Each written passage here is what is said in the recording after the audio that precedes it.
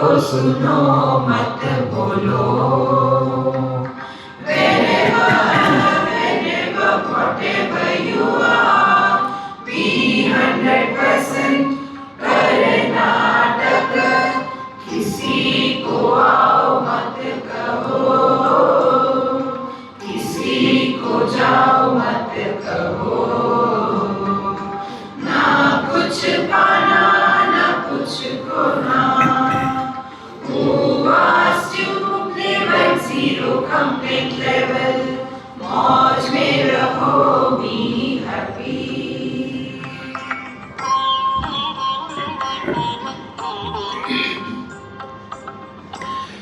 श्री कृष्णा श्री कृष्णा श्री कृष्णा श्री कृष्णा। गुरुर्ब्रह्मा गुरुर्विष्णु गुरुर्देवो महेश्वरः। गुरु साक्षात् परम ब्रह्म तस्मै श्री गुरवे नमः।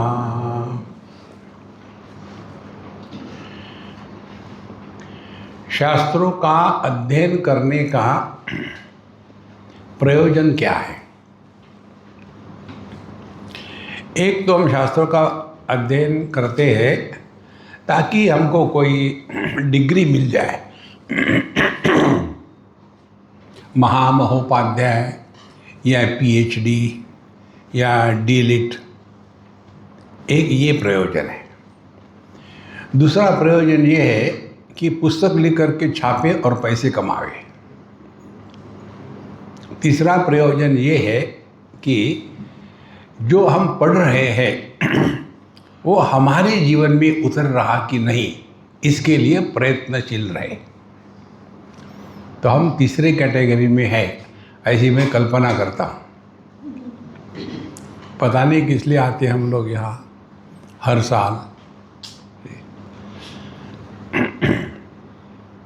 इस समय हम देवी, क्या नाम है इसका, देवी, हाँ, देवी कालोत्तर स्तोत्र, कालोत्तरागम, हाँ, देवी कालोत्तरागम। एक है वैदिक संस्कृति जो मूल रूप से वेदों पर आधारित है, और दूसरी है आगम। आगम माने जैसे पुराणों को आधार लेकर के हर एक देह में एक जीव भिन्न है और उस जीव को अपने उद्धार के लिए प्रयत्न करना है, साधना करनी है और अपना उद्धार करना है। तो यह जो देवी कालोत्तरागम है, आगम शास्त्र, इसका विचार हम इस प्रकार से करेंगे कि जिसको हम मुक्त करना चाहते हैं, जीव को, मैं को मुक्त करना चाहते हैं, तो पहले हम ये चिंतन करेंगे क्या वो बंधन में है। ये उपनिषदों का मार्ग है। बंधन में होगा तो मुक्त करने की बात आएगी। अब बंधन में है ही नहीं तो काहे को परेशान हो जाए। तो सब का सब समझदारी का झमेला है। इसीलिए हम कोई भी ग्रंथ ले लें, जैसे एक बार हम बम्बई में प्रेमपुरी आश्रम में, हम कई सालों से जा रहे हैं वहाँ, 30 साल से जा रहे हैं, ज़्यादा ही बल्कि। वो हमको सब जानते हैं। उनके पास एक कोई विशेष कार्यक्रम था, तो उस कार्यक्रम में हमको बुलाया और इंट्रोडक्शन कर दिया। अब स्वामी जी के बारे में क्या बोलना, आप तो सब जानते ही हैं। अब हम स्वामी जी को एक रिक्वेस्ट करते हैं, इनको कुछ भी बोलो कि आप इस पर बोलो, चाहे उपनिषद हो, गीता हो, भागवत हो, योग वासिष्ठ हो, योग शास्त्र हो, कोई भी विषय, मैनेजमेंट लो, कोई भी विषय ले लो, ये घुमा फिरा करके भी हैप्पी में आ जाते हैं। तो इस समय हम स्वामी जी से विनती करते हैं कुछ और बतावे। फिर हमने शुरू किया। 15 मिनट में इतने दुखी हो गए। फिर उसमें से एक खड़ा होकर करता है, स्वामी जी अपना चैनल बदल दो। देखो, हम अपने घरों में, संसार में क्या कम दुखी है कि यहाँ सत्संग में आके भी दुखी ही होना है? देखो, कई लोगों के मन में ये भ्रांति होती है अध्यात्म माने गंभीरानंद, ऐसे कि सत्संग के बाद सबको लटकाने वाले हैं। देखो महाराज, तो पहले हम अपने दिमाग से ये भ्रांति निकाल डाले कि हमको कुछ चाहिए दुनिया में, और हम अपनी साधना आपको बताते। हमारी साधना क्या है? अपने जीवन के हर एक अनुभूति से सीखना। जो व्यक्ति अपने अनुभूति से नहीं सीख सकता, उसको भगवान भी नहीं सिखा सकते। देखो, गुरु भी नहीं सिखा सकते, क्योंकि सीखने वाला चाहिए, सिखाने वाले बहुत मिलते हैं। और इसीलिए यह जो देवी आगम प्रकरण है, इसमें हम जो इसका एकेडमिक एस्पेक्ट है उस पर हम हमारा समय नहीं लगाएंगे। हमको सीधी सीधी बात समझनी है कि इससे हम कहाँ पहुँचते हैं। तो हर जगह में आता है, पार्वती जी प्रश्न पूछती है शिव जी से, शिव जी उत्तर देते हैं। देखो, आपको सबको पता है ना कि विष्णु सहस्त्र नाम किसने किसको दिया? मैंने नहीं किसको दिया, ऐसा मत कहो। विष्णु सहस्त्र नाम भीष्माचार्य ने शरशैया पर रहते समय युधिष्ठिर को दिया। अब वो तो शरशैया और पड़े हैं, उन्होंने बताया। तो उस समय ये कोई लैपटॉप तो था नहीं रिकॉर्ड करने के लिए, तो फिर हमारे पास कैसे पहुंचा, कहाँ से आया है? तो उसकी कथा बताते हैं। मुझे मालूम नहीं, मैं पढ़ पढ़ के बता रहा हूँ आपको, मुझे उसमें इंटरेस्ट भी नहीं है। तो उसमें सहदेव जी जो थे, कौन थे सहदेव? मैं नहीं था, ऐसा मत कहो। मैं नहीं था। तो जो सहदेव थे, नकुल सहदेव, ये दोनों पात्र महाभारत के हमारे आदर्श हैं। हमको ना तो भीष्माचार्य ने इंस्पायर किया है, ना अर्जुन ने, ना भगवान कृष्ण ने। हमारा आदर्श है नकुल सहदेव। बड़े विचित्र है आप, मैन्युफैक्चरर्स डिफेक्ट, ऐसे ही है। तो सवाल ये है, कारण क्या है? कारण ये है कि हमारे बड़े भाई युधिष्ठिर जी सब जानते हैं, समझदार है, ज्ञानी है। अब वो जो बताते वो करो, काहे को दिमाग खराब करना। इसीलिए हमने यहाँ आने के बाद शुरू करना है कि नहीं, हमारे बॉस से पूछा, भरत भाई से, उन्होंने हाँ कह दिया, फिर शुरू कर दिया। आपको सुखी होना है तो never be a leader in life, be a follower. जिस घर में पति पत्नी में पति लीडर होता है, बेवकूफ़ होता है, पत्नी लीडर होती है, सुपर बेवकूफ़ होती है। फॉलो, हाँ जी क्या करना है, भाड़ में जाओ, चलो। देखो, मैंने ये कहा हम ऐसा करेंगे वैसा करेंगे, अरे काहे को परेशान होते हो। देखो, तो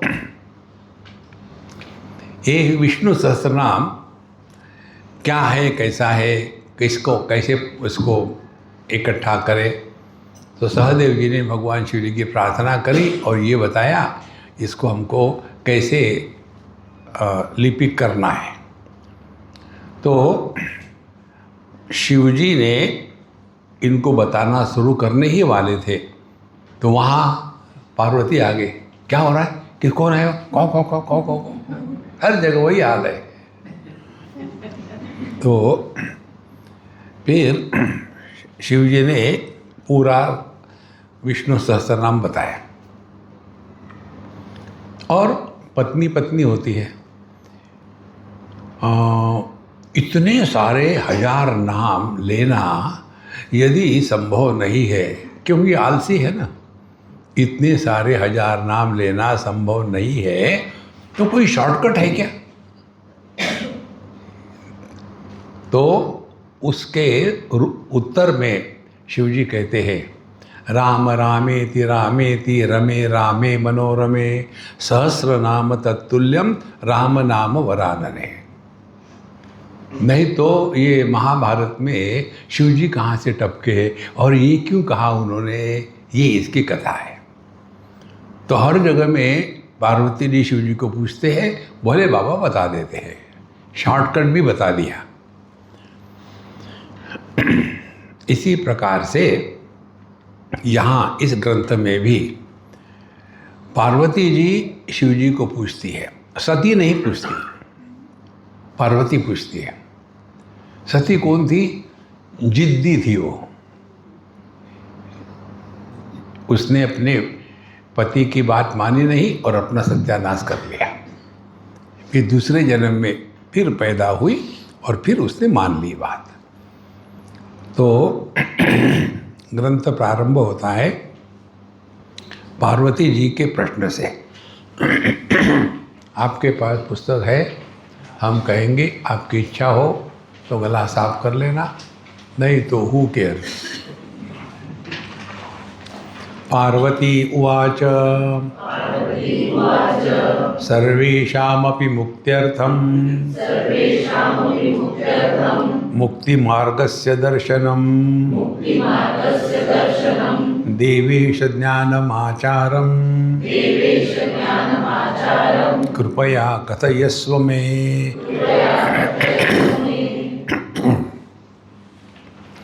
पार्वती उवाच, पार्वती जी ने कहा,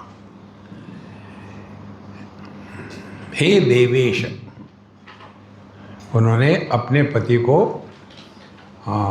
इस प्रकार से संबोधित किया, देवेश। एक जगह ये मराठी लोग होते हैं ना, तो ऐसी एक कपल था, मराठी कपल, रांची में रहता था। तो मेरे सत्संग में जब वो आई लड़की, तो पता नहीं क्यों मैंने उससे इकड़े तिकड़े बोलना शुरू कर दिया। तो कहती है, आपको कैसे पता चला मैं मराठी हूँ? हमने कहा कि मैं हर एक बेवकूफ़ को पहचान लेता हूँ।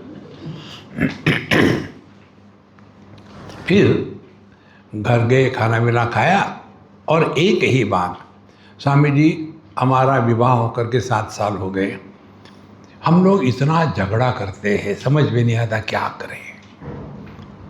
तो हमने कहा मैं बताऊंगा लेकिन तुम करोगी नहीं, तो क्या उपयोग है? नहीं नहीं हम करेंगे, हमको झगड़ा नहीं करना, हम बहुत झगड़ा करते हैं।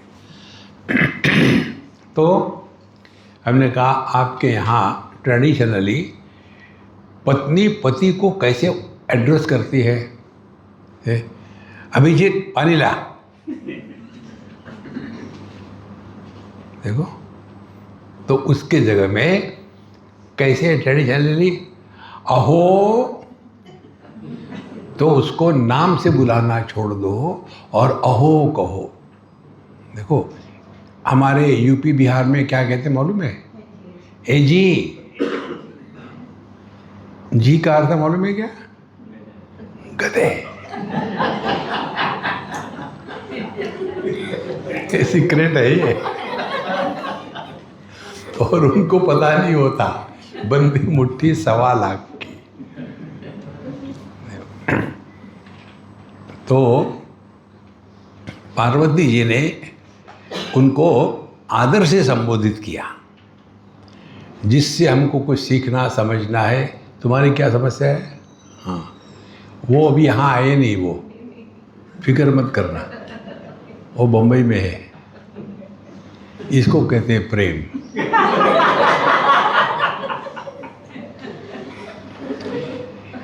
वो खुश है तो ये दुखी है। सो हे देवेश, देवों के देव।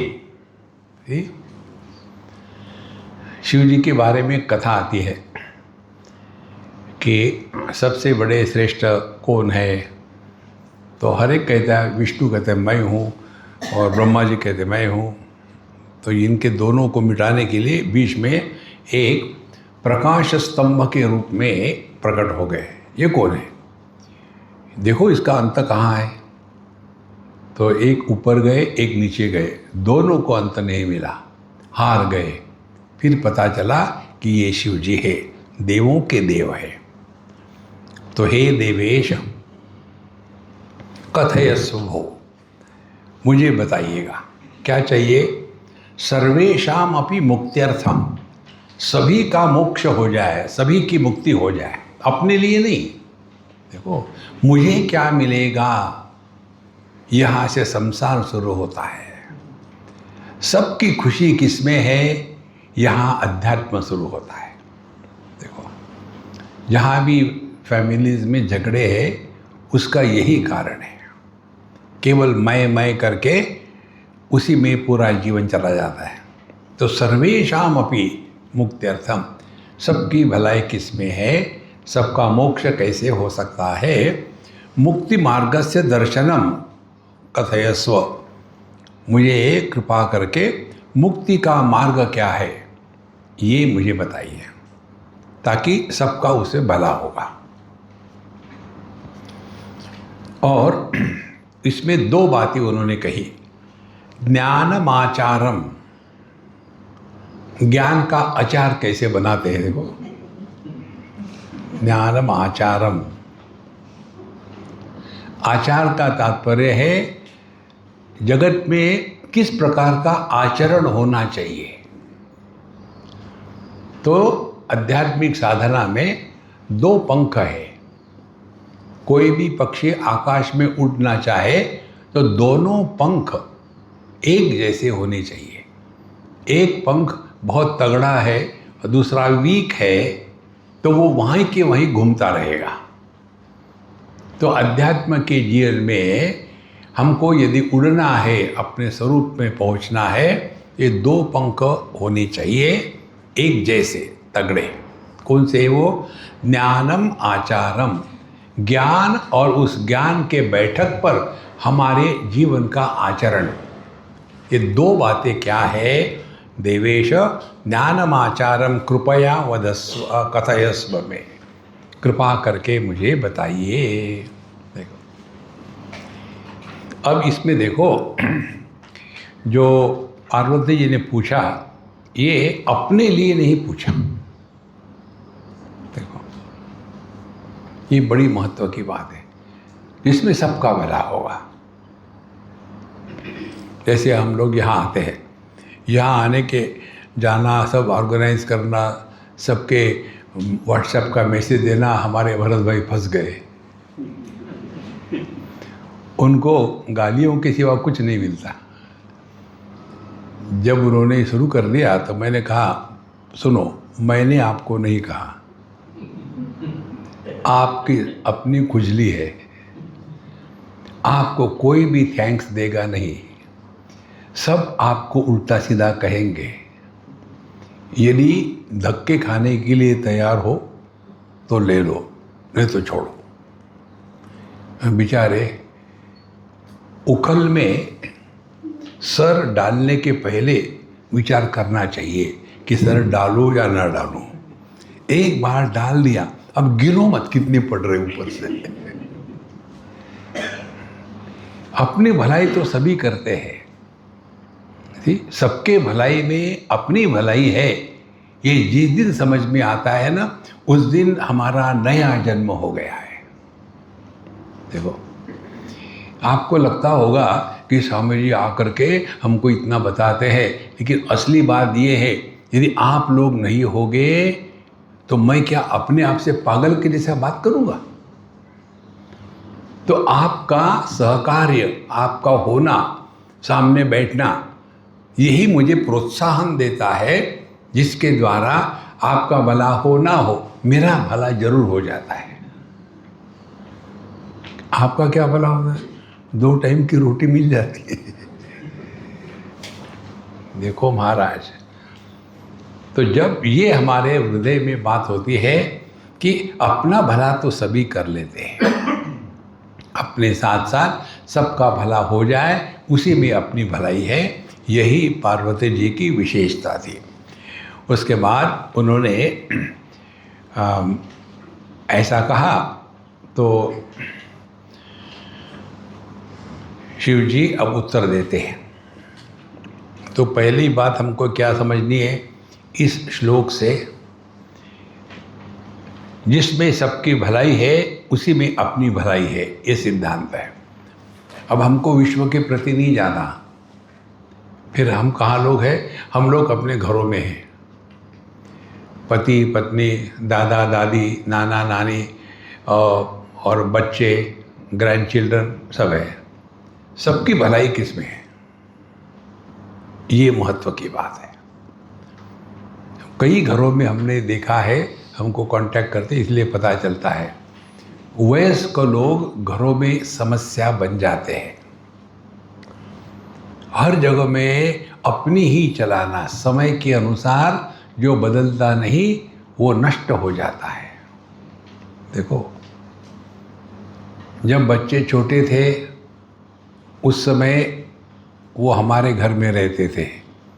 अब बच्चे बड़े हो गए, उनका विवाह हो गया, उनका घर है, तो हम उनके घर में जाते हैं, अपने घर में नहीं। ये ना समझने के कारण कितनी जगह में ये झंझटें होती है। इसीलिए सबका भला जिसमें है वही हमारे लिए योग्य है। यहाँ से आचरण की बात कही कि आचरण कैसा हो कि हमारे कारण अन्य को, किसी को परेशानी ना हो। हमारे आनंदमयी माँ ने जो लिखा है ना नीचे, देखो सुनो मत बोलो, ठीक, हाँ, आओ खाओ रुको मत। कितनी बड़ी बात है, नहीं तुम फंस जाते हैं दुनिया में। तो इस प्रकार से पूर्ण विचार करने के पश्चात अब शिवजी ने क्या कहा? ईश्वर उवाच ज्ञानाचारौ वरारोहे कथयामि तवाधुना प्रविशन्ति यतो मोक्षम् ज्ञानिनोध्वस्तकल्मषम्। हे वरारोहे, जो श्लोक आता है ना विष्णु सहस्रनाम में, राम रामेति रामेति रमे रामे मनोरमे, पत्नी की शिवजी तारीफ करे मनोरमे। सहस्रनाम तत्तुल्यम राम नाम वरानने। देखो, हमेशा झगड़ा ही नहीं करना चाहिए, एक आध बार स्तुति भी करनी चाहिए। हे वरारोहे, अब मैं तुमको 2 बातें बताने वाला हूँ। एक तो है कौन सा ज्ञान है जिस ज्ञान से हम इस द्वैत के संसार से मुक्त हो जाते हैं, और इस ज्ञान को प्राप्त करने के लिए हमारा आचरण कैसा होना चाहिए ये भी बताते हैं। यदि हमारा आचरण हमारे ज्ञान के विरुद्ध हो तो हमको कभी भी जीवन में सफलता नहीं होती। जैसे हमारा सबका ज्ञान है, ज्ञान में किसी में कमी नहीं है, ज्ञान में सबको ज्ञान होता है। कौन सा है? हमको अपने जीवन में अपने ज्ञान का आदर रखना चाहिए, don't disrespect your own knowledge. Knowledge क्या है हमारा? Early to bed and early to rise is the way to be healthy wealthy and wise. आचरण क्या है? Late to bed and late to rise is a guarantee to be unhealthy and otherwise.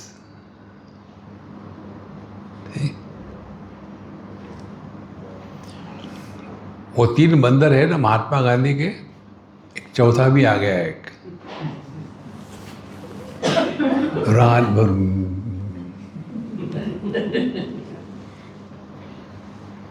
देखो महाराज, कितनी हम माने घटिया तरह के जीवन का व्यापन कर रहे हैं, कंटिन्यूसली उसी में फंसे हुए हैं। देखो, इसीलिए हम आपको ज्ञान और कैसा आचरण हो इसके बारे में हम आपको उपदेश कर रहे हैं। उपदेश का तात्पर्य है हम आपको उस देश में पहुंचाएंगे जहां आप मुक्त हो जाओगे। उप माने नजदीक, उपवास। उपवास का अर्थ क्या है? साबूदाने की खिचड़ी बनेगी कि साबूदाने का वड़ा बनेगा? देखो, ये गुजराती मराठियों में साबूदाने की खिचड़ी ये एकादशी का एक ही अन्न है, बाकी कुछ नहीं। सो मैं तुमको ज्ञान और आचरण का उपदेश कर रहा हूँ। तो माने यदि हमारा आचरण योग्य हो तो ही उस ज्ञान की प्रतिष्ठा होगी।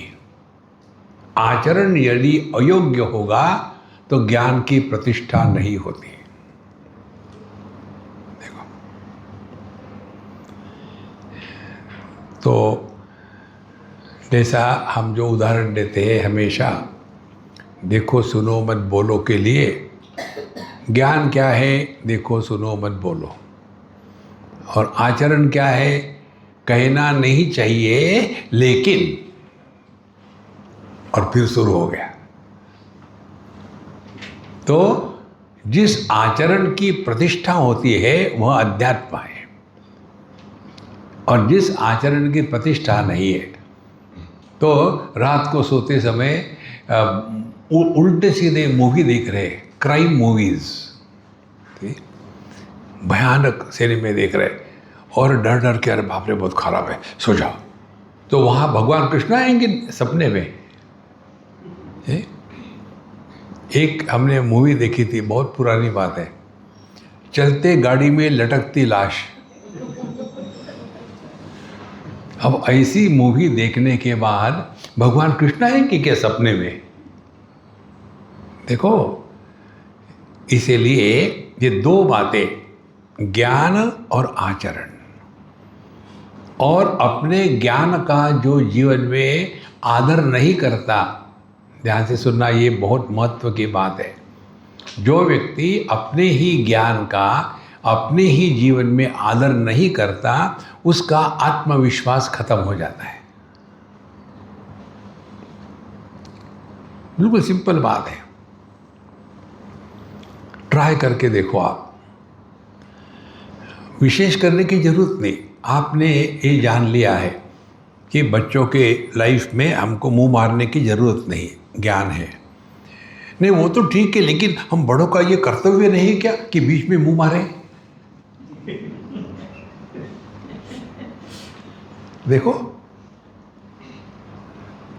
ये समझो महाराज, जहां हमारी आवश्यकता नहीं वहां से किसी ने कहने के पहले, नहीं तो हम जहाँ भी जाते हैं तो जाने के पहले उनको मालूम होता है ये जाने वाले हैं, रुकने वाले नहीं है। इसीलिए इतना आदर सत्कार प्रेम मिलता है। यदि मैं कहूँ कि अब मैं बहुत थक गया हूँ घूम घूम करके, अब मैं यहाँ आ गया हूँ, अब मैं यहीं रहूँगा ज़िंदगी भर, स्वामी जी ऐसा मत करना। देखो संतो, आचरण जब ज्ञान के अनुसार होता है तब व्यक्ति का आत्मविश्वास बढ़ता है। अर्जुन को जब भगवान ने कहा था आत्मौपम्येन सर्वत्र समम पश्यति अर्जुन सुखम वा यदि वा दुखम स योगी परमो मतः, मन के समत्व को ठिकाने पर रखना है उसको योगी कहते हैं। तो अर्जुन हमारे जैसा चंचलम ही मन कृष्ण प्रमाथि बलवद दृढ़म एतस्याहम निग्रहम मन्ये वायोरिव सुदुष्करम। भगवान मन चंचल है, दृढ़ है, बलवान है, जिद्दी है, इसका कंट्रोल करना बड़ा कठिन है। भगवान कहते हैं हाँ कठिन तो है, लेकिन अभ्यासेन तो कौन्तेय वैराग्येन च गृह्यते। तो आचरण क्या करना है हमको? आचरण करना है कि अब हम अपने जीवन के उद्धव गीता में पहुंच गए हैं। आपको मालूम है ना कितनी गीता है अपनी? एक तो भगवत गीता है। भगवत गीता आप लोगों के लिए नहीं, आपके बच्चों के लिए है। अच्छा, फिर हमारे लिए क्या है? तो आप कौन है? वानप्रस्थ, वन में प्रस्थान होने की तैयारी, वानप्रस्थ। उनके लिए उद्धव गीता है। भगवान कृष्ण की लीला जब समाप्त हो रही थी तो उद्धव जी आए और कहने लगे भगवान आप जाएंगे, अब मैं कैसा रहूँगा यहाँ? तो जो जो उपदेश भगवान कृष्ण ने उद्धव जी को दिया है वो रिटायर्ड लोगों के लिए है।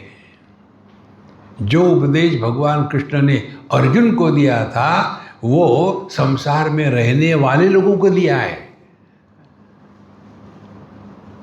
देखो कितना महत्व की बात है। तीसरी गीता है हमारी अवधूत गीता। अवधूत गीता अब जो रिटायर भी हो गए हैं, अब गिनती कर रहे हैं। अब आप क्यों हंस रहे हैं मुझे पता नहीं। इतना पैसा है, किसको कितना दूँ, इसको इतना दूँ, क्या उसको दूँ? नहीं नहीं, हम वो नहीं गिनती कर रहे थे। एक बार एक सज्जन हमारे पास आए और बोले स्वामी जी मैं अपने ही मन से बड़ा दुखी हूँ, मैं क्या करूँ? बोले मुझे को सजेस्ट करिए। अरे क्या दुख है? तो दुख ये है कि मैंने कई लोगों के पैसे दबाए हैं, वापस नहीं कर रहा हूँ। मुझे मालूम है ये गलत है, लेकिन दे नहीं सकता मैं, पता नहीं क्यों। वापस तो करनी ही चाहिए लेकिन नहीं दे रहा हूँ। और किसी के लिए मैंने परेशानी भी खड़ी कर दी अपने आप से। अब वो मुझे अंदर में काट रहा है लेकिन मैं नहीं छोड़ सकता उसको, पता नहीं क्यों। हमने कहा वो छोड़ो, मैंने तुम में कुछ और ही देखा है। क्या? इस तारीख को तुम मरने वाले हो। हमें जी हाँ क्या करूं? जब मैंने उसको कहा मरे हाल, फिर मैं क्या करूं? अरे मुझे क्या मालूम, जो दिखा मैंने बता दिया। अब फिर 8-15 दिन के बाद, महीने के बाद आया, कहते स्वामी जी मैंने जिसके पैसे वापस करने थे मैंने वापस कर दिए। क्यों? मैंने तो नहीं कहा तुमको वापस करने के लिए। बोले नहीं, मैं गिनती कर रहा हूँ, क्योंकि मरने के बाद वो तो मेरे साथ जाएंगे नहीं, यही रहेंगे, तो क्यों सर पर कर्जा लेके चला जाऊँ, इसीलिए मैंने वापस कर दिए। जिनके साथ मेरे झगड़े थे ज़मीन के, मकान के, उसको भी मैंने ख़त्म कर दिया। और कह रहे थे अब मुझे इतना हल्का फुल्का लग रहा है। देखो, बोझा शरीर पर नहीं होता, बोझा मन पर होता है। देखो, इसीलिए ज्ञान मन में होता है और क्रिया शरीर में होती है। तो यदि हमने अपने ज्ञान का आदर किया तो आध्यात्मिक साधना अत्यंत सरल है। यदि हमने अपने ही ज्ञान का आदर नहीं किया तो आध्यात्मिक साधना कठिन लगती है। ज्ञान और आचरण तो कहाँ से शुरू करें? सुबह जल्दी उठने से शुरू करो। लेकिन उठ के क्या करें? Go for a walk. किस लिए? वापस आने के लिए। धीरे धीरे ये आलस से निकल जाएगा। देखो, और दूसरी महत्व की बात, अपने आप को बिजी रखना है। Never retire in life. ये बहुत बड़ा आध्यात्मिक एस्पेक्ट है हमारे जीवन का, बहुत बड़ा। मरते दम तक be active, dynamic, produce wealth.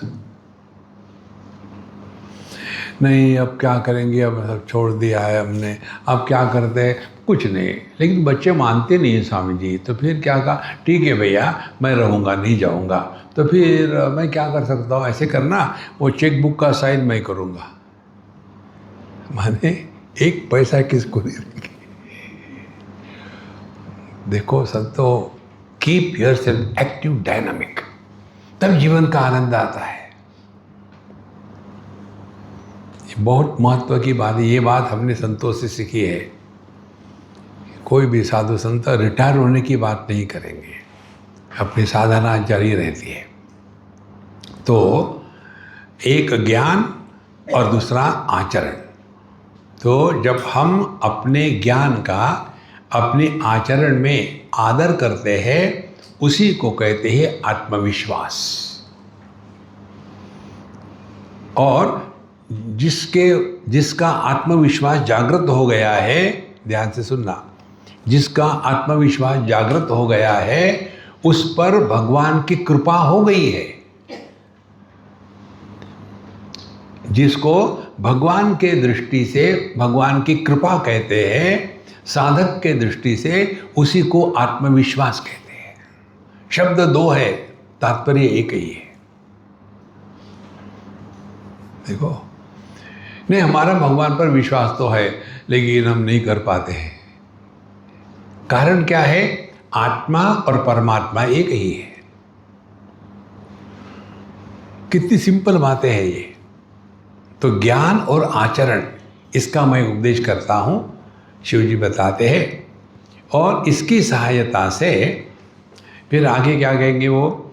ऐसे जब हम करेंगे तो कथयामि तवाधुना प्रविशन्ति यतो मोक्षम ज्ञानिनो ध्वस्त कल्मषम। ध्वस्त कल्मषम, कल्मष माने रॉन्ग नोशंस। ये बहुत महत्व का सिद्धांत है संतो। हम सभी के सभी गलत धारणाओं के शिकार हैं। इन गलत धारणाओं को हम कहेंगे notions. We are all leading notional life. हमारी अपने बारे में एक धारणा होती है कि मैं बड़ा अच्छा हूँ, मैं ये हूँ, मैं वो हूँ, मैं ऐसे करूँ, मैं वैसे करूँ।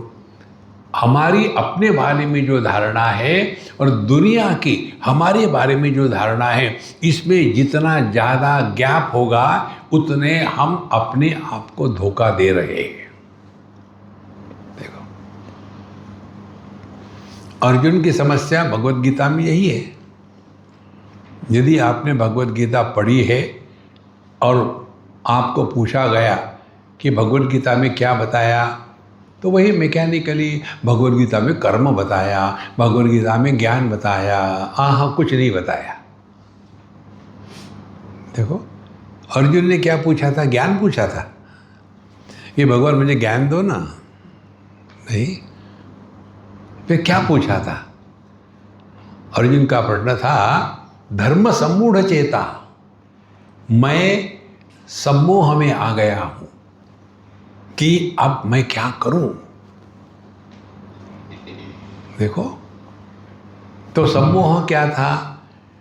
हम जब जहां जो है वो 100% है या नहीं, इतना याद रखना है। तो अर्जुन की समस्या युद्ध के मैदान में योद्धा होना चाहिए या किसी का पोता या किसी का शिष्य, यही मोह था। और भगवान ने सब बताने के पश्चात यही पूछा, क्या तुम्हारा मोह गया है? देखो, मोह के क्षय को ही मोक्ष कहते हैं। क्षय माने नाश। हमारा यही मोह है, ये हम बड़े अच्छे हैं, बच्चे हमको समझते नहीं, अब इनको कैसे समझाए। हाँ, तो मोह क्या है? मोह यही है, हम बचपन से अभी तक के जो कुछ जीना था, करना था, अच्छा बुरा कर लिया, अब हमारे जीवन का अंतिम अध्याय है और इस अध्याय में हमको अपने आप को पहचानना है।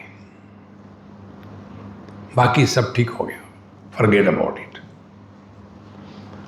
देखो संतो, इस मोह का क्षय करना है। और कैसा होगा क्षय? जैसे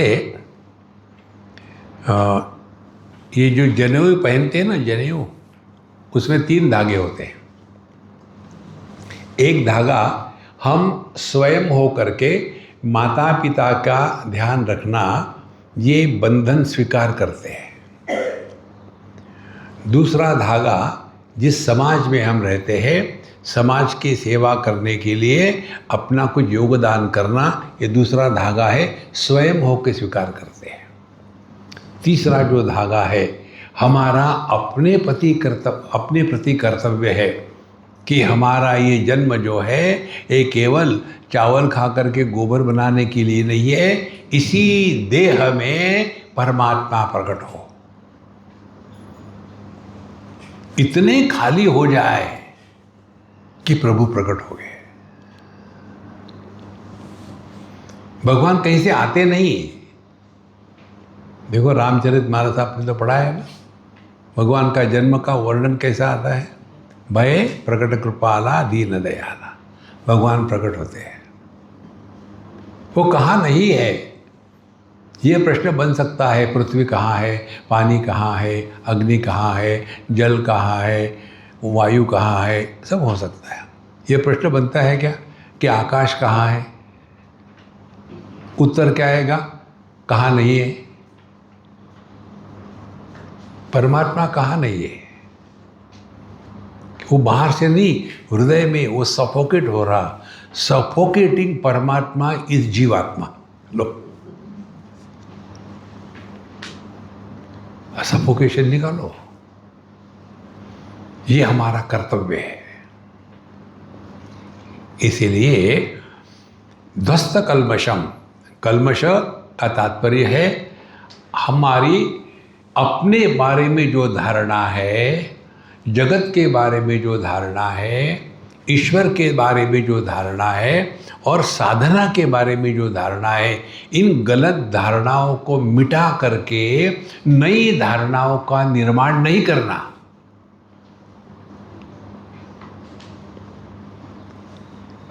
बीइंग विदाउट बिकमिंग। और इसके लिए कुछ करने की आवश्यकता नहीं, केवल अपने अनुभूतियों से सीखना है। देखो, एक आपको होमवर्क देते हैं, ट्राई करो। मुझे खुशी इस बात की है कि आप लोग करते नहीं, इसीलिए मेरा मार्केट बना रहता है, लेकिन मैं तो ना बताते रहूँगा। जिसको नींद नहीं आती, वो आदमी कितना परेशान होता है, नींद नहीं आ रही, नींद नहीं आ रही। अब मुझे बताओ, नींद में क्या मिलता है? क्यों परेशान होते हैं आप इतना? नींद नहीं आ रही, अच्छी बात है, यू आर रियलाइज। क्या मिलता है? केवल सीखना है। न कर्मणा न प्रजया न धनेन त्यागे नहीं कि अमृतत्व मानसो। जो नींद की प्रक्रिया है, वही प्रक्रिया अध्यात्म की है। सिर्फ इतना ही है। यदि नींद का अनुभव हमको जागृत अवस्था में हुआ तो वी आर रियलाइज। भगवान कृष्ण कहते गीता में, या निशा सर्वभूतानां तस्याम जागृति संयमी, यस्याम जागृति भूतानि सा निशा पश्यतो मुने। जिस तत्व में अज्ञानी लोग सो रहे हैं वहाँ ज्ञानी जग जाता है, और जिस द्वैत की दुर्गंधि में अज्ञानी लोग जगे हैं उसके प्रति ज्ञानी सोते हैं। देखो महाराज, ये अत्यंत सरल है, कठिन नहीं है। तो दस्त कल्मशम, तो कल्मश का तात्पर्य हमारी गलत धारणाएं अपने बारे में, दुनिया के बारे में, साधना के बारे में, ईश्वर के बारे में और जीवन की परिपूर्णता के बारे में, ये गलत धारणाओं को निकाल करके नई धारणाओं को नहीं बनाना। अब इसके लिए करना क्या है? अपने अनुभूति का विश्लेषण करो। तो जब हम सोते हैं तो क्या करते हैं? एक एक धारणा का त्याग करते हैं। मैं पति हूँ, मैं पत्नी हूँ, मैं अमीर हूँ, मैं गरीब हूँ, मैं दादा हूँ, मैं दादी हूँ। एक एक को हटा करके धीरे धीरे धीरे अंतिम में जा कर के अब मैं देह हूँ, इसका भी त्याग कर दिया। और जो सबके अभाव में होता है और इसीलिए जिसका कभी अभाव नहीं होता वो अपना स्वरूप है।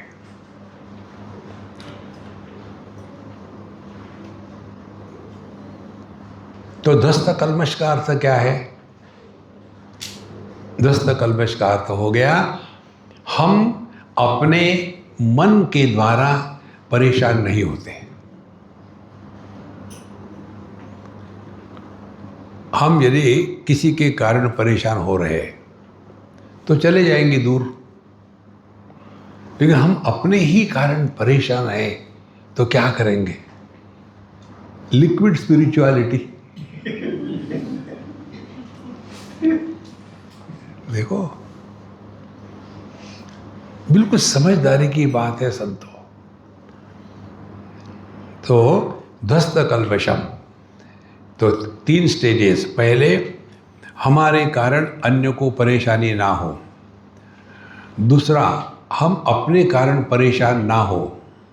तीसरा, हम अपने मन को प्रभु चरणों में लगा दो, इसको कहेंगे भक्ति। अपने आप को पहचानो, इसको कहेंगे ज्ञान। और टाइम पास, ये है जीवन मुक्ति।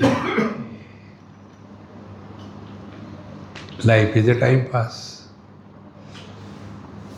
टाइम पास में क्या होता है? ना उद्धव का लेना, ना माधव को देना। जैसे हम सब लोग यहाँ आ गए, किस लिए आ गए?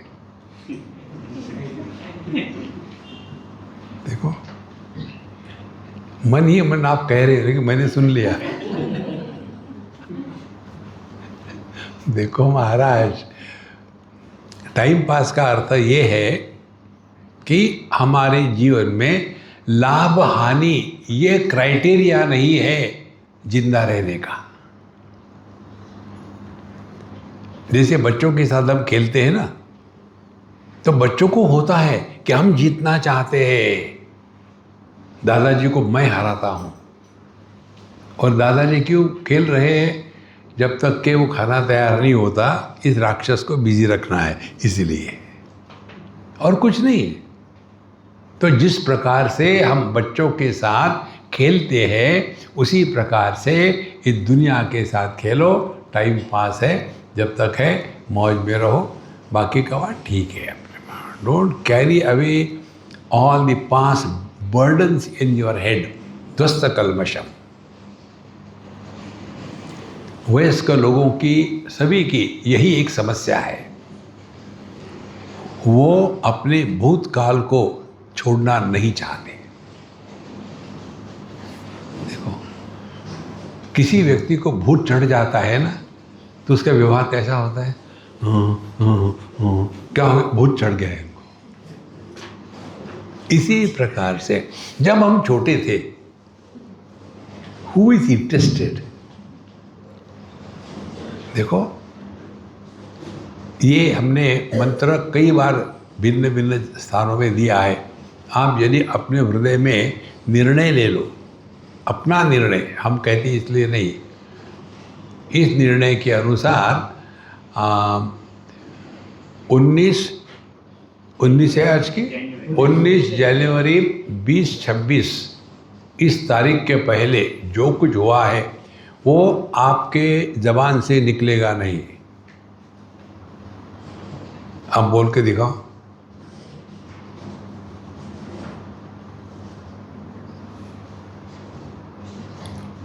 ध्वस्त कलमश, आपके सब पाप खत्म हो गए।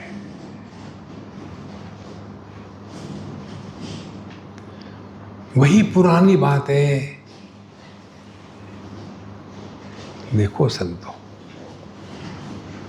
केवल अपने अनुभूतियों का विश्लेषण करना, उससे सीखना, यही सभी पापों को नष्ट करना है। देखो, पाप के कारण क्या होगा? दुख होगा। पाप का फल दुख है, पुण्य का फल सुख है। तो पाप के कारण दुखी होते, हम दुखी है तो पापी है। क्या पापी है? जब मैं छोटा था तब मैंने मेरे फ्रेंड को इतना ज़ोर से मारा था कि उसकी टांग टूट गई और ठीक भी नहीं हो पाई, बेचारा लंगड़ा हो गया। अब पता नहीं वो मुझे कर्ज करता होगा, मैं क्या कर सकता हूँ। देखो, जिंदगी भर उसको ढोगे। बिल्कुल सिंपल बात है। भूतकाल को आप बदल नहीं सकते। भूतकाल को डील करने के लिए एक ही टेक्निक है, सेलेक्ट, शिफ्ट, डिलीट। जो अच्छा बुरा हुआ था या किया था, वो करने वाला या वो होने वाला खत्म हो गया ना। अब आज की तारीख में जिंदा रहो। ध्वस्त कलमशा। मनुष्य दुखी होने का कारण मन है, और मन न मरने का कारण उसको हम बहुत खुराक खिलाते हैं। मन की खुराक है भूत की स्मृतियां, भविष्य की चिंता और वर्तमान में कंपैरिजन। ये तीन से आप अपने को मुक्त करके देखो। यदि भूत को नहीं लाए, डिलीट कर दिए, भविष्य क्या है? भविष्य की चिंता। भविष्य की चिंता माने जो समस्या नहीं है उसको सुलझाने का प्रयत्न करना, उसको चिंता कहते हैं। जो नहीं है उसको कैसे सुलझाओगे यार? नहीं समझो, हो गया तो। अरे हम अभी आए थे ना अहमदाबाद, तो वो हवाई जहाज अहमदाबाद में उतरा और फिर ऊपर चला गया। 2 बार किया ट्राई, फिर नहीं उतरा। क्या हो गया, क्या हो गया, क्या हो गया? जो वो हो गया, अब क्या कर सकते हैं? कुछ गड़बड़ तो नहीं होगी, न होगी तो क्या कर सकते हैं? ऐसे कैसे हो सकता है? नहीं, देखो ऐसे ही हुआ। अब कहाँ ले जाएंगे, कहाँ ले जाएंगे? हमने कहा जहाँ तक घटा चले। मेरे बगल में जो बैठी हुई थी वो कह रही थी, NRI थी। आजकल हमारे गुजरात में बहुत NRI आ गए, यहाँ भी हो गए 2-4। Not real Indian, NRI। और दुनिया भर का ये ले ले, हाथ पोंछ ले, सब मुंह में पट्टा पुट्टा बांध लिया और बात कर रहे थे। ये ऐसा क्यों हो रहा? हमने कहा आप आइए ना।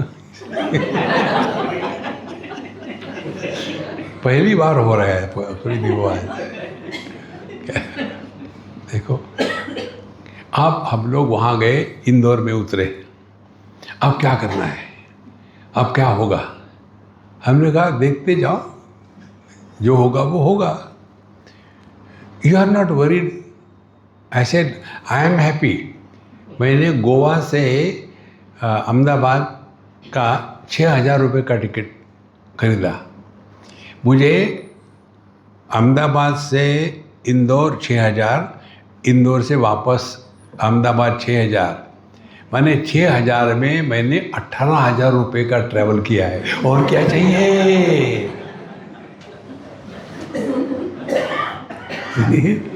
How you take life.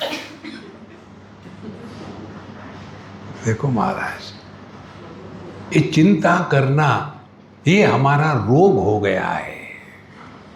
चिंता डू नॉट सॉल्व प्रॉब्लम्स।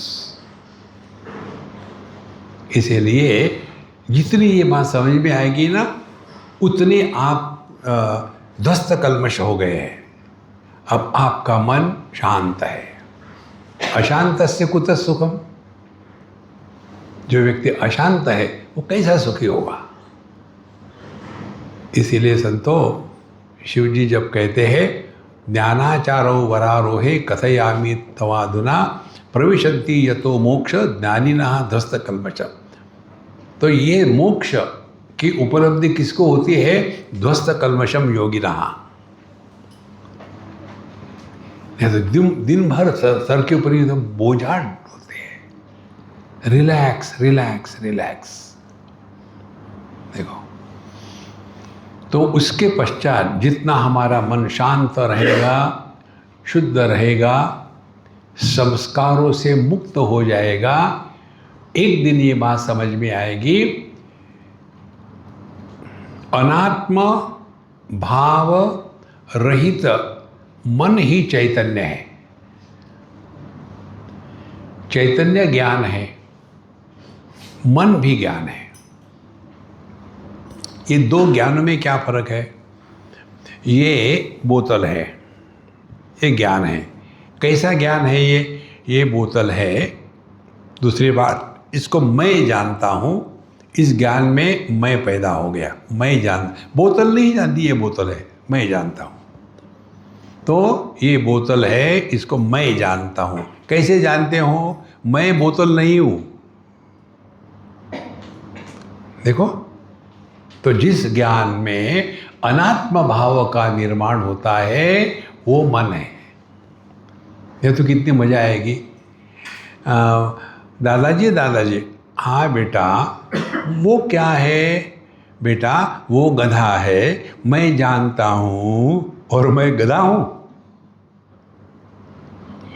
तो जिस ज्ञान में अनात्म भाव का प्राधान्य होता है वो मन है, और जिस ज्ञान में अनात्म भाव का तिरस्कार होता है वह शुद्ध चैतन्य है। अब बताओ, इससे और सिंपल क्या हो सकता है?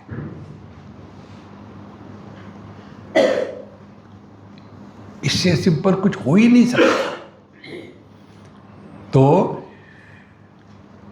ध्वस्त कल्मषम, जो भी वस्तु मन में प्रवेश होती है उसका प्रभाव हुआ तो हम संसारी है।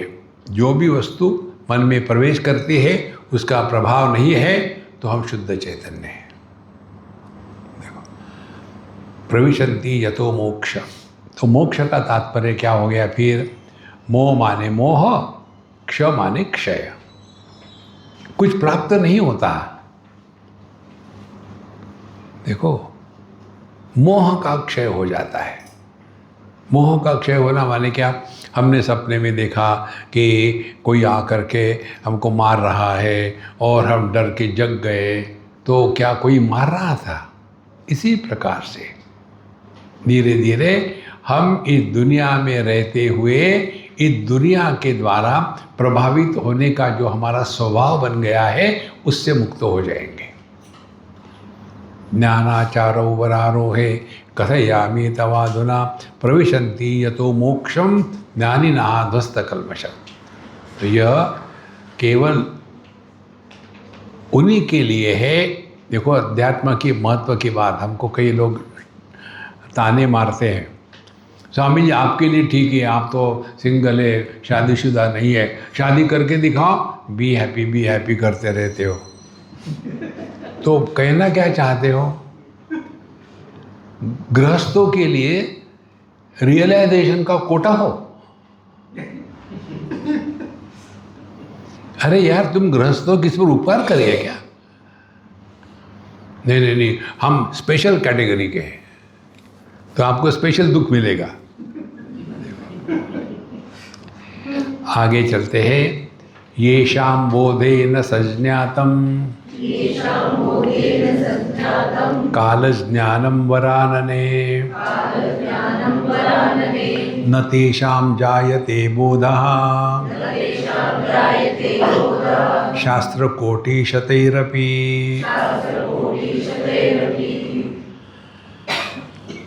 अब ध्यान से सुनना। हे वरानने, काल क्या है? देखो क्या कहते हैं, बोध माने अनुभव, ज्ञान माने जो हमसे अन्य के बारे में जानना है उसको ज्ञान कहते हैं। जैसे ये ट्यूबलाइट है, ये ज्ञान है। मैं हूं, इस ज्ञान में क्या है, ये ट्यूबलाइट है, इसको मैं जानता हूं, लेकिन मैं ट्यूबलाइट नहीं हूं। मैं हूं, मैं जानता हूं, लेकिन मैं नहीं हूं। माने बोध क्या हो गया? बोध माने वह अनुभव जिसमें अनात्म भाव निर्माण नहीं होता। और यदि हमारा ध्यान अपने तरफ होगा तो दुनिया के बारे में विचार आ ही नहीं सकते।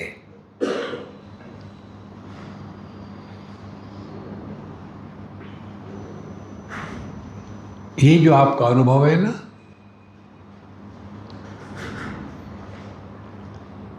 ये रियलाइजेशन की ट्रेलर है।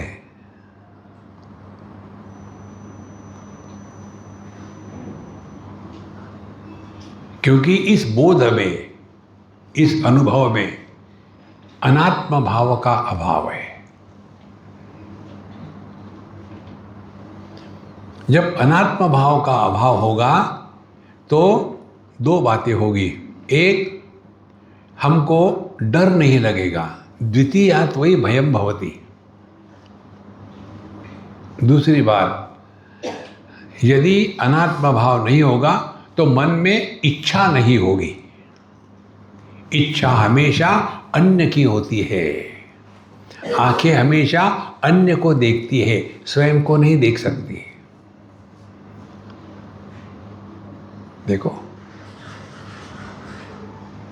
तो जिस बोध में काल का ज्ञान समाविष्ट नहीं होता। अब काल का ज्ञान क्या है? देखो, काल माने जहां सीक्वेंस एस्टेब्लिश होता है उसको काल कहते हैं। सुबह हो गई, जग गए, फिर नहाए धोए, फिर पूजा पोती करे, फिर नाश्ता किए, फिर अखबार पढ़े, फिर दुनिया की पंचायत करने के लिए निकले, फिर वापस आ गए, फिर खाना खाया।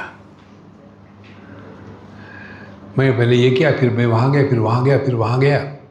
जहाँ सीक्वेंस निर्माण होता है वहाँ काल निर्माण होता है। अब दूसरा उदाहरण ले लो। हम सो गए, कोई घटना है नहीं उसके बाद। ये बात हमने मालूम है कहाँ सीखी? बहुत पुरानी बात है, 80s की या 70s की होगी। उस समय मुझे ये समझ में आया। बम्बई में उस समय का ढांचा भिन्न था। दादर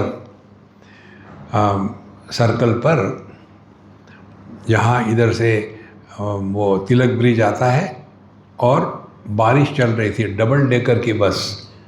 हम ग्राउंड फ्लोर पर थे। धीरे धीरे पानी बढ़ने लग गया। सब लोग ऊपर गए, हमको जाने का मौका ही नहीं मिला। हम अपने छोटे से सूटकेस सर के ऊपर लेके खड़े रहे। छाती तक पानी, कुछ नहीं हो सकता। ऐसे जोर से पानी आता था, फटाट से मुंह में लग गया तो हम कुंभक कर लेते थे, फिर पानी चला। ऐसा एक बार नहीं, 2 बार नहीं, 5-6 घंटे ऐसा हुआ। फिर जैसे जैसे पानी कम हो गया, फिर हम गए हमारे दोस्त के साथ, और उस समय शाम के 6 बजे थे। फिर हम जब उठे तो हमने कहा, अरे यार 10 बज गए, 4 घंटे सो रहा था मैं। बोले, ए बाबा जी, क्या तुम पहली तो बात मेरे घर में नहीं हो, हॉस्पिटल में हो, और ये 4था दिन है, कहाँ गया टाइम? कारण क्या है? सीक्वेंस निर्माण नहीं हुआ। सीक्वेंस का निर्माण होना माने मन चंचल है। मन चंचल होता है जब हम ऊपर ऊपर जीते हैं। अपने गहराई में चले जाओ, देखो करना कुछ नहीं है, अपनी अनुभूतियों से सीखना है संतो। और ये अनुभव ऐसा नहीं है कि क्या हो गया, जब से रियलाइज हो गया ना, किसी में इंटरेस्ट ही नहीं आता यार, अब जी के क्या करेंगे, मृत्यु भी नहीं आ रही, ये इसका अर्थ नहीं है। देखो, इसीलिए जिसके बोध में सीक्वेंस का प्रभाव नहीं है, अब अपने में देख लो, हमारा बोध क्या है? हम है। कौन है ये मैं? देह है, उसमें परिवर्तन हुआ। दूसरा कौन है? वे मैं। कौन मैं? जो देह को जानता है। तो ये जो मैं, देह और देह के विकारों को जानने वाला है, लेकिन उन विकारों के द्वारा प्रभावित नहीं होता, वो बोध है। और जो विकारों को जानता है और विकारों के द्वारा प्रभावित होता है, वो संसारी है। देखो, इसीलिए बोध को समझ लेना है। आत्मज्ञान और आत्मबोध, आत्मज्ञान के लिए प्रमाणों की अपेक्षा है, उपनिषद में कहा, इसीलिए हम कहते हैं। और आत्मबोध मैं हूं, किसने बताया? किसी की जरूरत नहीं। हमारे होने में प्रमाणों की अपेक्षा नहीं है। यह जो प्रमाण निरपेक्ष अनुभूति है, इसको बोध कहते हैं।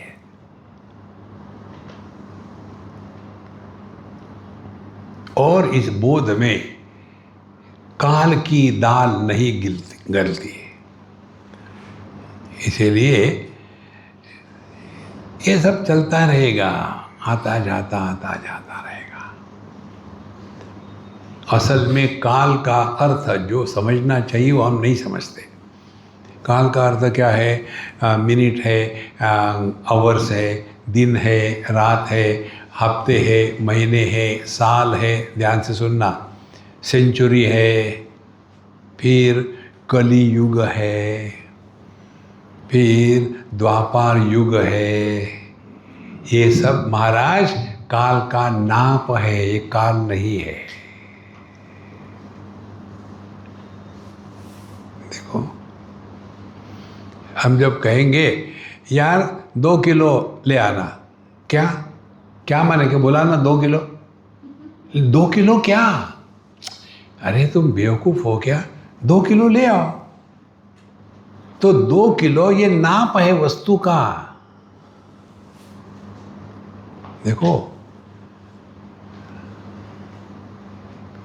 तो हमने नाप को ही सत्य मान के रखा है। काल का असली अर्थ हमारे कन्हैया लाल बताते हैं। जब अर्जुन को डर लगा, हे भगवान उग्र रूपहा, जब भगवान ने 11वें अध्याय में अपने उग्र रूप को दिखाया, सभी के सभी भीष्म द्रोण प्रमुखतः सभी के सभी उनके मुख में प्रवेश कर रहे थे उस विश्व रूप में, और ये चबा चबा के खा रहे थे कैनेबल। और उनके बड़े बड़े दांतों के बीच में किसी के हाथ अड़क रहे हैं, किसी की गर्दन, और ये हम लोग नहीं कर रहे, वैसा करके निकाल के फिर चबा के खा रहे थे। कौन हो आप, हे भयानक भगवान उग्र रूपा। भगवान कृष्ण कहते कालोस्मि लोक क्षयकृत प्रबुद्धः। तो काल क्या है? जो परिवर्तनों का आधार है, लेकिन जिसमें परिवर्तन होते नहीं, वो परमात्मा काल है, वो है महाकाल। इसीलिए कहते जिनके बोध में काल का ज्ञान समाविष्ट नहीं होता, माने जिन पर काल का प्रभाव नहीं होता। अब देखो अपने आप में किसी को भी मैं उम्र में बड़ा हो गया हूं ऐसा अनुभव आता ही नहीं। ये तो समाज का हम पर उपकार है कि बताते हैं कि दादाजी अब आप मत उठो, गिर जाओगे। नहीं नहीं नहीं, मैं ठीक हूं। मनुष्य को अपने बूढ़े होने का अनुभव आ ही नहीं सकता, देखो। और इसीलिए बूढ़े लोग बहुत जिद्दी होते हैं। नहीं नहीं, मैं तो 10-10 किलो उठाता था, अब एक पापड़ नहीं उठा सकते, 10 किलो उठाते थे। कारण क्या है? किसी भी व्यक्ति को हम बदल रहे हैं ये अनुभव नहीं आता। ये बोध है जो सभी परिवर्तनों का आधार है, लेकिन जिसमें कोई भी परिवर्तन नहीं आते, वो हमारा स्वरूप है। देखो महाराज, बिल्कुल कठिन नहीं है। ये शाम बोधे न संजातम काल ज्ञानम वरानने। जिसके अनुभव से यह काल काल क्या है ये समझ में आता है, लेकिन काल के द्वारा प्रभावित नहीं होते। न तेषाम जायते बोधः शास्त्र कोटि शतैरपि। लेकिन ये इसी काल में फंसे हुए हैं। उस समय ऐसा होता था, आजकल के ज़माने में देखो ना, जब हम छोटे थे तब हम लोग पेड़ पर चढ़ के खेलते थे, लेकिन आजकल के बच्चे देखो ना 24 घंटे इसी को लेके बैठते हैं। अरे तुम्हारे समय में कुछ था ही नहीं, करोगे क्या? ये जो NRI के जो होते हैं ना, ग्रैंड पेरेंट्स जाते हैं अमेरिका, एक घटना आपको सुनाते हैं पंजाबी फैमिली के। ये अपने गए, अब दादाजी लोगों का काम क्या है? जो बच्चे कर रहे हैं उसका उल्टा करो। खड़े तो खड़े क्यों, बैठो, बैठ गए, बैठा क्यों, खड़े हो जाओ। क्योंकि they want to rule over. संतो इसको समझो। आपको पता ही होगा, शाहजहां को औरंगजेब ने जेल जैसा रख दिया था ना। उस समय शाहजहां कौन था? राजा था। Who is a king? Who is ruling over the people. अब उनको जेल में डाल दिया, अब क्या करें? तो उसने अपने पुत्र को कहा कि कुछ नहीं तो मुझे कुछ बच्चे दे दो, मैं उनको मदरसा चलाऊंगा और कुछ कुरान पढ़ाऊंगा। उन दे दिए 100 बच्चे, उनको क्या फ़र्क पड़ता है, फैक्ट्री लगी हुई है। बच्चे दे दिए। अब उन्होंने सिखाना शुरू कर दिया। माने किसी पर अथॉरिटी लगाना, इसका एक बार व्यक्ति को नशा चढ़ जाता है ना, तो वो शांत नहीं रह सकते। ये सास बहू का चक्कर यही है। ये सास उस घर को पिछले 25-30 साल से रूल कर रही है, और नई बहू आ गई तो ये ट्रांसफर ऑफ पावर करने को तैयार नहीं। तुम्हारे घर में यही सिखाते क्या? हमारे घर में ये है। कितनी सिंपल बात है। तो ये काल के द्वारा प्रभावित न होना ये अध्यात्म है। इसी को कहते हैं न तेषाम जायते बोधः शास्त्र कोटि शतैरपि।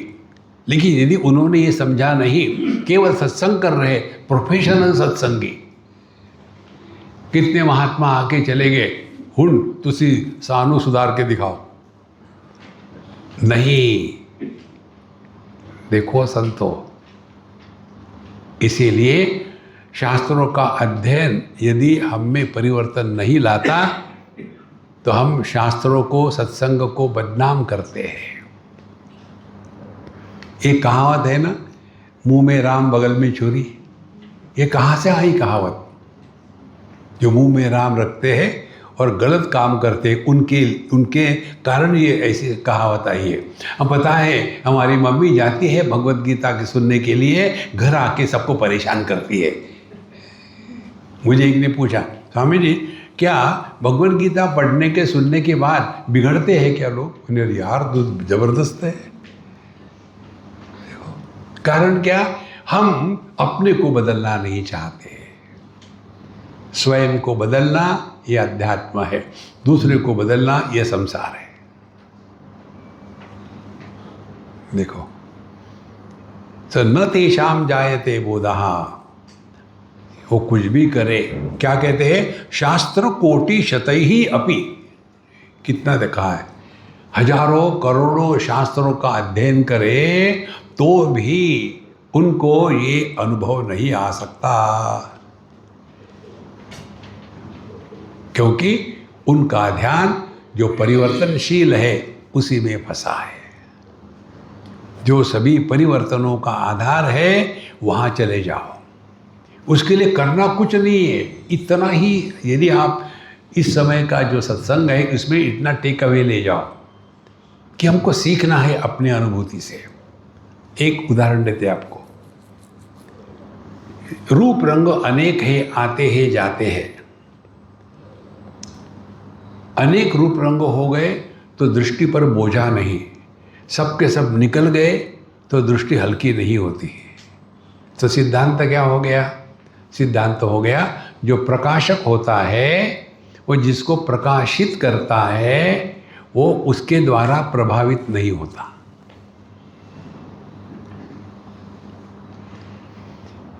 बचपन को हमने प्रकाशित किया, बचपन चला गया, हम जो कहते हो देहिनोस्मिन् यथा देहे कौमारम यौवनम जरा तथा देहांतर प्राप्ति ही धीरस्तत्र न मुह्यति। करना कुछ नहीं है। तो ये इतना सारा बताया, इसको कैसा करे? मौज में रहो, देखो सुनो मत बोलो। Who ask you, life is a time pass. लोग क्या कहेंगे, क्या फर्क पड़ता है? आपके हर एक समस्या का उत्तर इस महामंत्र में है। देखो, धीरे धीरे धीरे धीरे आपको स्पष्ट होगा कि मंत्रों का प्रभाव यदि हमारे मन पर नहीं पड़ा तो केवल शब्द जालम महारण्यम चित्त भ्रमण कारणम, उसे में हम फंसे रहेंगे। तो ये शाम बोधे न संजातम काल ज्ञानम वरानने न तेषाम जायते बोधः शास्त्र कोटि शतैरपि। चौथा मंत्र, अतो ही निर्भयो विद्वान् निश्शंको विगत स्पृहः ज्ञानोत्साह परो भूयात् श्रद्धानो निराकुलः। अब ये जो उपाय बताने जा रहे हैं उसके लिए हमारी मानसिक स्थिति कैसी होनी चाहिए। तो कैसे? अतः इसलिए जो विद्वान है, माने आप सब जो विद्वान है, पहली बात निर्भयः, नायमात्मा डरपोके न लभ्या। देखो, डर डर के अध्यात्म नहीं होता, निर्भय। कार्यम वा साधयामि शरीरम वा पातयामि। नहीं, समझो मैं रियलाइज हो गया तो मेरी प्रॉपर्टी का क्या होगा?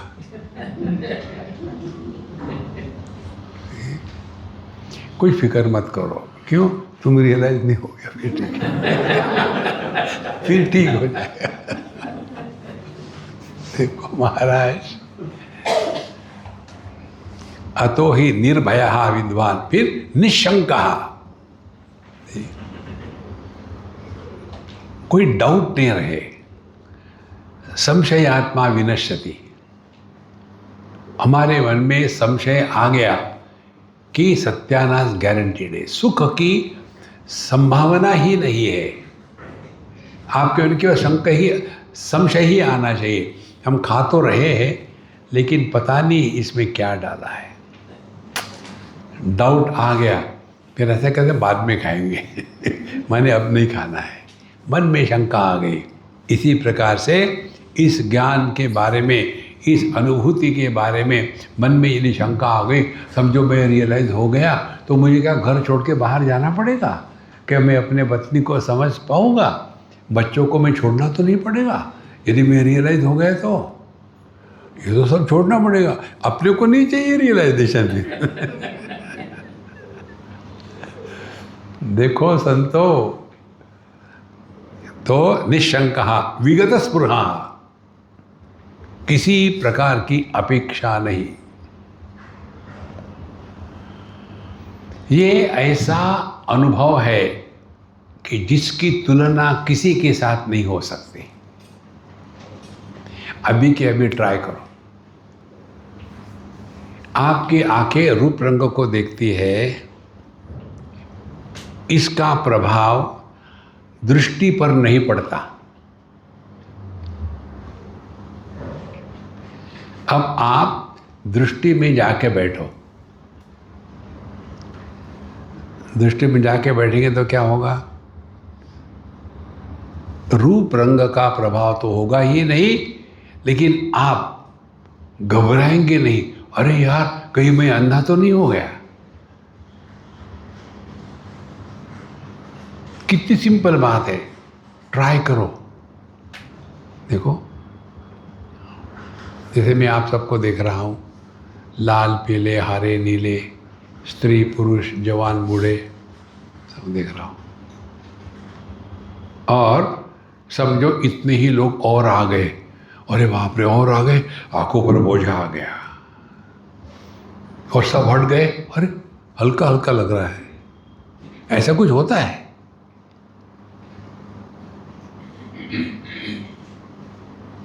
देखो संतो, इस अनुभव में आपको प्रयत्न नहीं लगते। एक पति को वो पुरुष है, ये अनुभव आने के लिए कितनी साधना करनी पड़ेगी, कितना समय लगेगा, पत्नी को मारना पड़ेगा क्या?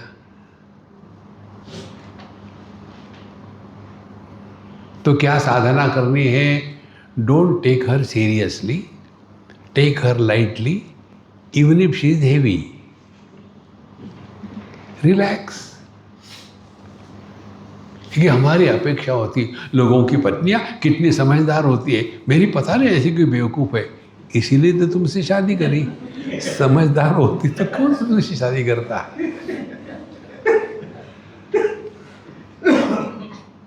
देखो महाराज, अध्यात्म इतना हल्का पुल्का है, इसमें गांभीर्य कहीं है ही नहीं।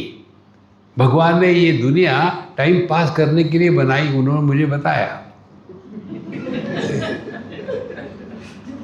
स्पष्ट आता है उपनिषद में कि एक वो मैं अकेला बोर हो रहा हूँ, क्या करूँ, चलो कोई खुरापात करते हैं, और खुरापात में दुनिया निर्माण करी। लेकिन वो कौन है? वो आनंद स्वरूप है। इसीलिए आनंदादेव कल्पिमानि भूतानि जायन्ते आनंदेन जातानि जीवन्ति। ये सब आनंद की अभिव्यक्ति है। देखो, एक नाटक था, उसका नाम था आनंद स्वरूप दुखी क्यों। नाम आनंद स्वरूप उसका फैमिली टाइटल था, आनंद स्वरूप दुखी क्यों। देखो महाराज, इसीलिए अध्यात्म का तात्पर्य ना कुछ पाना ना कुछ खोना. In being, everything is attained. We don't have to become divine. Give it a try. Relax. Om Purnamadaha Purnamidam Purnat Purnamudachyate Purnasya Purnamadaya Purnamevavashishyate. Om Shanti Shanti Shanti. Hari Om. Shri Gurubhyo Namaha. Hari Om.